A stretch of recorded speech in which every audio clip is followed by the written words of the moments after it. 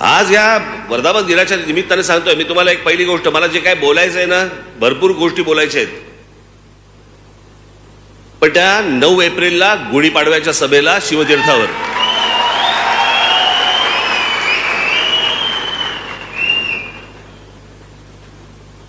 महाराष्ट्र नवनिर्माण सेनेने आज असंख्य कामं केली, अनेक कामं केली, अनेक आंदोलनं केली, यशस्वी आंदोलनं केली.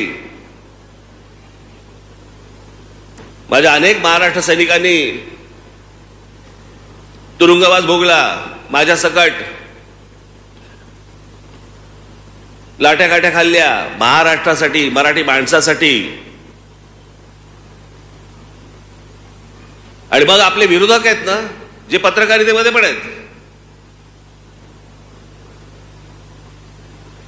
मग हे आपले विरोधक सगळ्या गोष्टी पसरवतात. हे काय सुरुवात करतात पण शेवट करत नाहीत.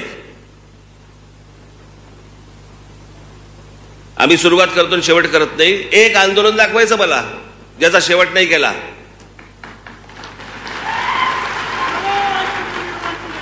बाकीच्यांना प्रश्न नाही विचारणार आहे. मग आता आम्ही विचारतो की मागच्या सरकारांनी एक विषय पुढे ढकलला होता, त्याचं पुढे काय झालं, शेवट का नाही झाला? अरबी समुद्रामध्ये शिवाजी महाराजांचं, आमच्या शिवाजी महाराजांचं स्मारक अजूनपर्यंत का नाही झालं? पंतप्रधान आले, फुलं वाहून गेले ना, काय झालं त्या फुलांचं? अशा कित्येक गोष्टी आहेत की ज्याच्यासाठी त्यांनी आंदोलनं केली पण त्याचा शेवट नाही झाला. महाराष्ट्र नवनिर्माण सेनेने जेवढी आंदोलन केली त्याचा शेवट झाला. तुम्हाला मोबाईल फोनवरती मराठी ऐकू यायला लागलं.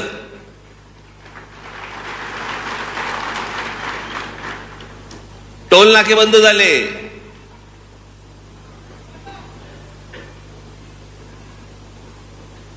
पासष्ट 67 टोल नाके या महाराष्ट्रामधले बंद झाले.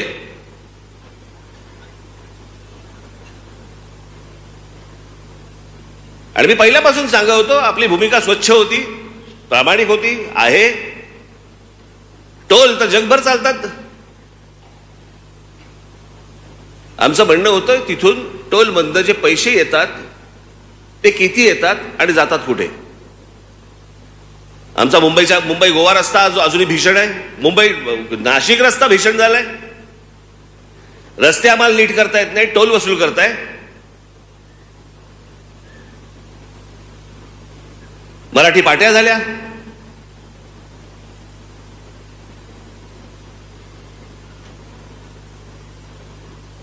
त्या अनेक प्रार्थना स्थळांवरचे, मशिदींवरचे आम्ही भोंगे काढायचं म्हटलं, बंद झाले होते भोंगे. पण हे डरपोक सरकार, आधी जे उद्धव ठाकरे सरकार होतं त्या काळामध्ये आपण हे भोंग्यांच्या बद्दल बोललो. ते भोंग्यांच्या बद्दल बोलल्यावरती माझ्या 17,000 महाराष्ट्र सैनिकांवरती केसेस टाकले होते. आणि हे म्हणे स्वतःला समजतात हिंदुत्ववादी. 17,000 माझ्या पोरांवरती केसेस टाकल्यात. तुम्ही काय चुकीचं केलं होतं त्यांनी? ज्या भोंग्यांचा मुस्लिम समाजालाही त्रास होतो,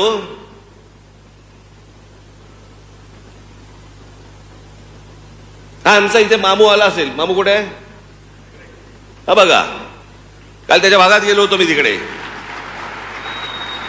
अनेक मुस्लिम समाजातले अनेक मुस्लिम बांधव मला सांगत होते की मला तर एक पत्रकार पण भेटला होता मला पुण्यामध्ये. त्याने सांगितलं माझी मुलगी लहान आहे, मला त्या भोंग्यांचा त्रास होतो. मी जाऊन त्या मशिदीमध्ये त्या मौलवींना सांगितलं, ते ऐकायला तयार नाहीत. ज्यावेळेला हे आंदोलन झालं त्यावेळेला सगळ्या ठिकाणी सगळं बंद झालं होतं. पण सरकारच ढिली पडल्यानंतर परत सगळं सुरू झालं.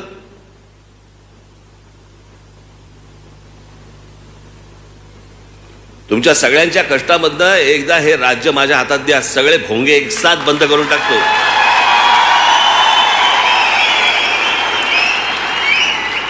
बघू कोणाची हिंमत आहे त्याच्यानंतर परत भोंगा लावायची.